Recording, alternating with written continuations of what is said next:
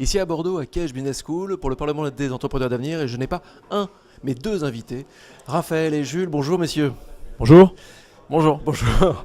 Vous avez juste fait vous avez participé à une aventure assez incroyable, et vous allez nous en parler un petit peu. Vous avez fait juste tout simplement un tour du monde, mais pas n'importe quel tour du monde, le tour du monde de l'économie circulaire. Alors, c'est quoi, comment, pourquoi? Raphaël d'abord. Alors, l'économie circulaire, pour bien la comprendre, il faut partir du constat qu'aujourd'hui, on est dans une économie linéaire. On prend les ressources, on les consomme et on les jette.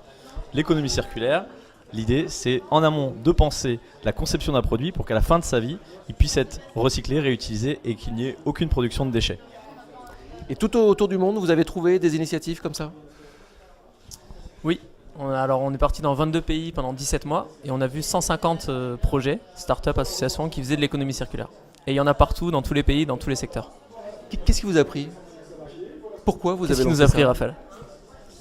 En fait, on est tous les deux des passionnés de l'océan et une problématique qui nous tenait beaucoup à cœur, c'est les déchets dans les océans.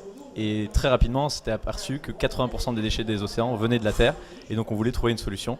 Et l'économie circulaire nous a beaucoup plu parce qu'elle apporte à la fois une solution pour les déchets en fin de la chaîne, mais aussi concernant la raréfaction des ressources naturelles et comment utiliser intelligemment ces ressources pour en avoir en quantité suffisante.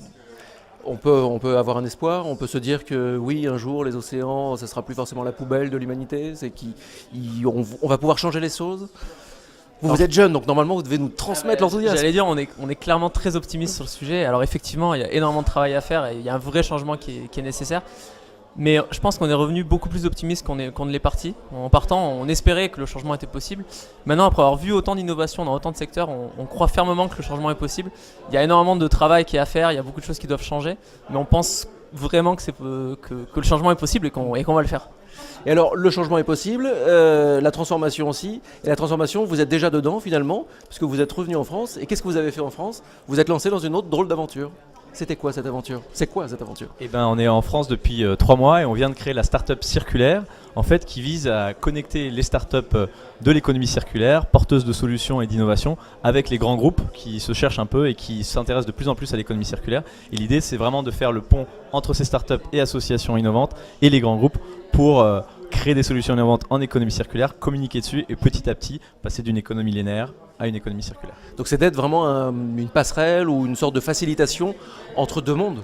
Le monde de la très grosse entreprise et le petit monde de ces personnes qui juste observent comment marche le monde et aimeraient le changer.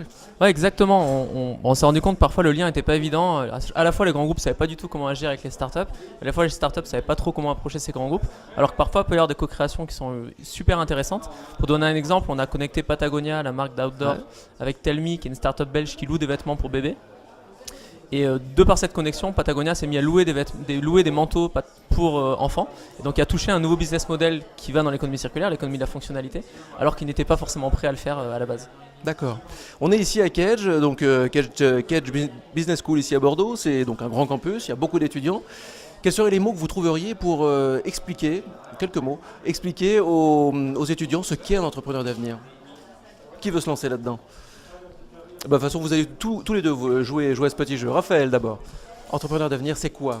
Expliquez à un étudiant. Alors un entrepreneur d'avenir, c'est peut-être un entrepreneur qui a des valeurs différentes et qui veut replacer l'humain et l'environnement au cœur de l'économie et non plus uniquement le profit. Et c'est quelque chose de conciliable. On a vu, comme le disait Jules, des solutions partout dans le monde qui le montrent. Donc justement, c'est ça, être entrepreneur d'avenir, c'est véhiculer ses valeurs, véhiculer ses solutions et de montrer que demain, on peut vivre dans un avenir meilleur. Un complément peut-être? C'est pas mal déjà. C'est pas mal. Non, mais je suis tout à fait d'accord avec Raphaël. Je pense que c'est un entrepreneur d'avenir, c'est un entrepreneur qui a des convictions, qui a vraiment en lui le besoin de changement, le besoin d'améliorer les choses, d'avoir un meilleur impact environnemental, un meilleur impact social. Et il y a quand même cette connexion avec l'entrepreneuriat, envie d'entreprendre, envie de changer et envie de bâtir quelque chose. Et je pense que c'est ça un entrepreneur d'avenir. Donc le jeune, en gros, c'est vas-y, en gros, c'est ça le message. Ah mais bien sûr. Ah oui, il faut y aller. Pour la petite histoire, nous on travaillait chez Airbus auparavant, au Mexique. On avait des super jobs dans des excellentes conditions.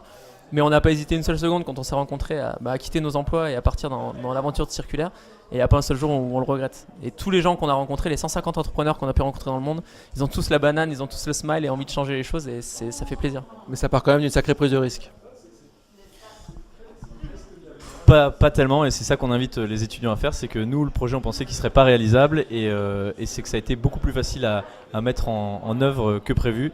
Donc voilà, pour paraphraser un peu Gandhi, soyez le changement que vous voulez voir dans ce monde. Donc allez-y, lâchez-vous, n'ayez pas peur de tenter l'aventure, c'est ça aussi être entrepreneur d'avenir. Merci messieurs. Merci.